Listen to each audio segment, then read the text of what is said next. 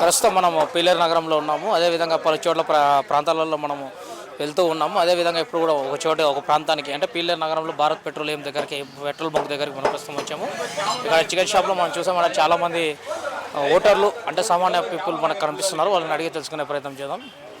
Brother నమస్తే. ప్రస్తుతము మీ పేరు? ఇస్మాయిల్. ఎక్కడ మీరు ఉండేది? ఎక్కడ? ఈండే పక్కన వీధి.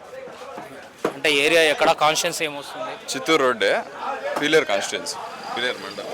అయితే ఇప్పుడు చూస్తున్నాం, ప్రజెంట్ మనం చూస్తున్నామంటే ఎంపీ క్యాండిడేట్గా మిథున్ రెడ్డి గారు గతం నుంచి కంటిన్యూ అవుతున్నారు. అంటే సిట్టింగ్ ఎంపీగా కంటిన్యూ అవుతున్నారు. ఇప్పుడు చూసామంటే ప్రజెంట్ మళ్ళీ నల్లారి కిరణ్ కుమార్ రెడ్డి గారు ఎంపీగా పోటీ చేస్తాం అనేసి రాజంపేట నియోజకవర్గానికి సంబంధించి పార్లమెంట్గా మేము వస్తున్నామని చెప్పేసి నల్లారి కిరణ్ కుమార్ రెడ్డి గారు అంటున్నారు. సో మీ ఒపీనియన్ ఏంటి? ఎలాంటి డెవలప్మెంట్స్ మీరు చూశారు? ఎవరికి మీరు ఓటు వేస్తారు? ఎవరిని మీరు గెలిపించుకుంటారు? కిరణ్ కుమార్ రెడ్డి గారి గురించి మీరు అంటున్నారు కదా, 10 సంవత్సరాల ముందు ఆయన సీఎంగా పనిచేసినప్పుడు చూసినాం. దాని తర్వాత ఆయన మేము చూడలే, ఆయన పేరు మేము వినలా. ఇప్పుడు వింటాం ఆయన పేరు మళ్ళా ఏదో పోస్టర్లలో ఆడ ఏడా కనిపిస్తా అన్నాడు. గెలిచే ప్రసక్తి అయితే లేదు. గెలిచేది మళ్ళా మిథున్ రెడ్డి గారే, ఆయనే వస్తారు. మేము ఆయనే గెలిపించుకుంటాం కూడా. ఇప్పుడు ప్రస్తుతం ఆయన నల్లారి కిరణ్ కుమార్ రెడ్డి పైన మీ యొక్క అభిప్రాయం ఏంటి? అభిప్రాయం ఏం లేదు, ఆయన గురించి మాట్లాడడం కూడా వేస్ట్, బేస్లెస్ కంటెంట్ ఇదంతా.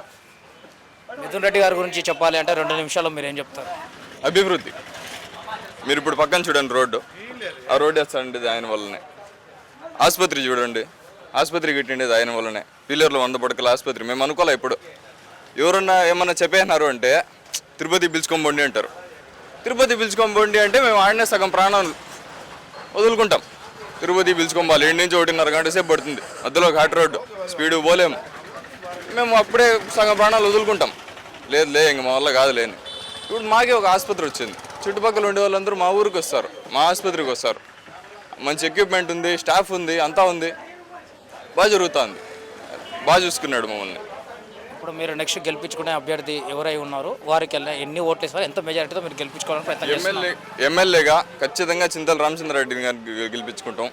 మేము ఓటేస్తాం, ఓటు లేపిస్తాం, ఆయనే గెలిపిస్తాం. ఎంపీగా మిథున్ రెడ్డి గారినే చూసుకుంటాం. మేము ఆయనే గెలవాలి, మాకు ఆయనే రావాలి. హ్యాట్రిక్ విజయాన్ని మీరు అందిస్తారా? ఖచ్చితంగా అందిస్తాం. ఇద్దరికి హ్యాట్రిక్ విజయాన్ని ఖచ్చితంగా అందిస్తాం. పైన జగన్మోహన్ రెడ్డి గారు ఉండాలా, మాకు ఈడ ఎంపీగా మిథున్ రెడ్డి గారు ఉండాలా, ఎమ్మెల్యేగా చింతల రామచంద్రారెడ్డి గారు ఉండాలి.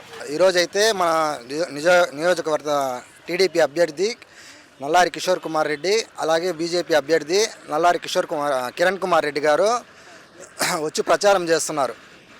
ఏమంటే ఇన్ని రోజులుగా 10 సంవత్సరాలుగా ఒకరోజు కూడా ఇక్కడ కనపడలేదు వాళ్ళు. ప్రజలు ఏమయ్యారు, ఏమి కథా సంగతి అని చెప్పి ఏమీ పట్టింపు లేదు.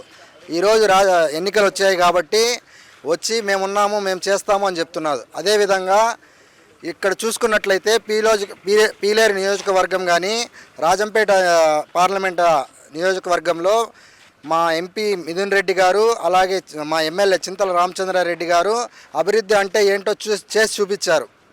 అదేవిధంగా ముఖ్యమంత్రిగా ఉంటూ ముఖ్యంగా ఈ పీలేరు నియోజకవర్గానికి ఏ అభివృద్ధి చేయలేదు వాళ్ళు. అభివృద్ధి అంటే ఏంటో మా జగన్ ప్రభుత్వంలో మా మిథున్ రెడ్డి గారు, చింతల రామచంద్రారెడ్డి గారు చేసి చూపించారు. పీలేరు రూపురేఖలు అనేటివే మార్చారు. అదేవిధంగా చంద్రబాబు నాయుడు గారు పబ్లిసిటీ కోసం పోయి పుష్కరాల్లో 30 మంది ప్రాణాలు తీశారు. అదేవిధంగా మీటింగులకు జనాలు రావడం లేదని చెప్పి బారికేడ్ల మధ్య మీటింగ్ పెట్టి 9 మంది మృతికి కారణమయ్యారు. అదే మా జగన్మోహన్ రెడ్డి గారు ఈరోజు సిద్ధం సభలతో ఈ రాష్ట్రంలో ప్రజల నాడి ఎలా ఉందో చూపించారు. ముఖ్యంగా చెప్పేది ఏమంటే ఈ పీలేరు నియోజకవర్గ ప్రజలు నల్లారి కిషోర్ కుమార్ రెడ్డి గారికి, నల్లారి కిరణ్ కుమార్ రెడ్డి గారికి ఖచ్చితంగా రాజకీయ సమాధి చేస్తారు. శ్రీ వైఎస్ రాజశేఖర్ రెడ్డి గారి సాన్నిహిత్యంతో ఆ రోజు స్పీకర్ పదవి తీసుకొని, అదేవిధంగా ఆయన ఏ విధంగా జగన్మోహన్ రెడ్డి గారి పైన కేసులు పెట్టి పార్టీ కూడా పెట్టనివ్వకుండా చేసి పీలేరు ప్రజలకు ఏ విధంగా మోసం చేశారో ఈ రాష్ట్ర ప్రజలందరూ గమనిస్తున్నారు. పీలేరు ప్రజలు గమనిస్తున్నారు. జగనన్న ప్రభుత్వంలో మంచి జరిగింది.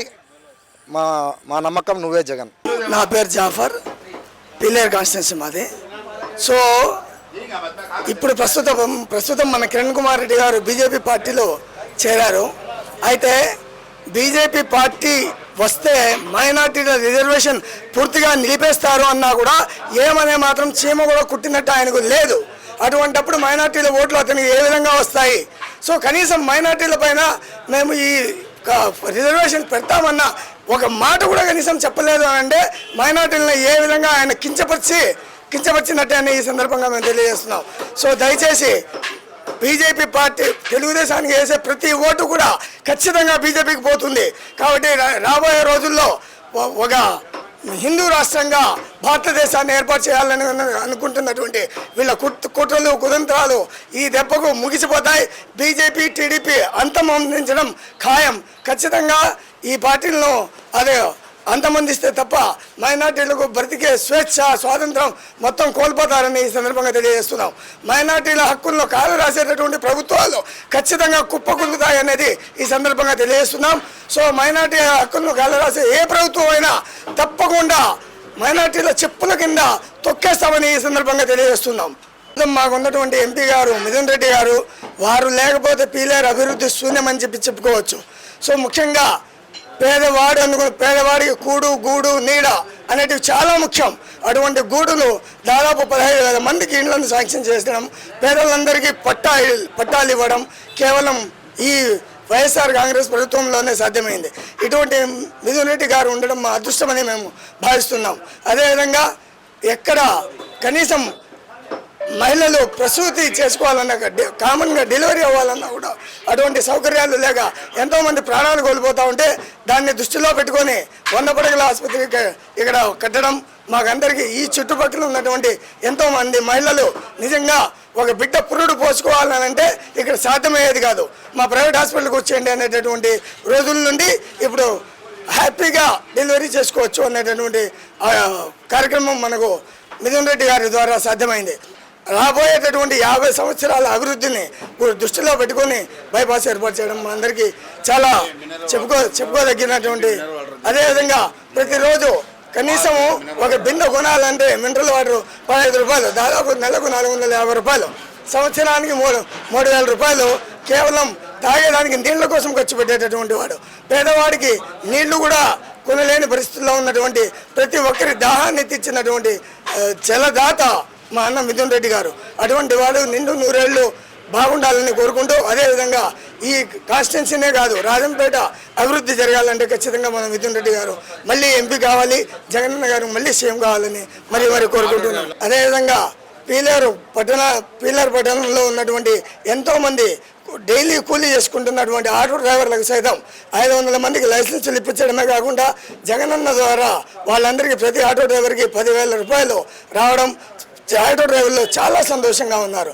మళ్ళీ మన జగనన్నను మన ఎంపీ గారిని మళ్ళీ గెలిపించి మళ్ళీ చింతలన్న గారిని ఎమ్మెల్యేగా, ఎంపీగా మిథున్ రెడ్డి గారిని సీఎంగా జగన్మోహన్ రెడ్డి గారిని గెలిపించుకునేందుకు పీలేరు పట్టణ వాసులే కాదు రాష్ట్రం మొత్తం మళ్ళీ వాళ్ళందరూ సీఎం కావాలని ఎదురు చూస్తున్నటువంటి తరుణం.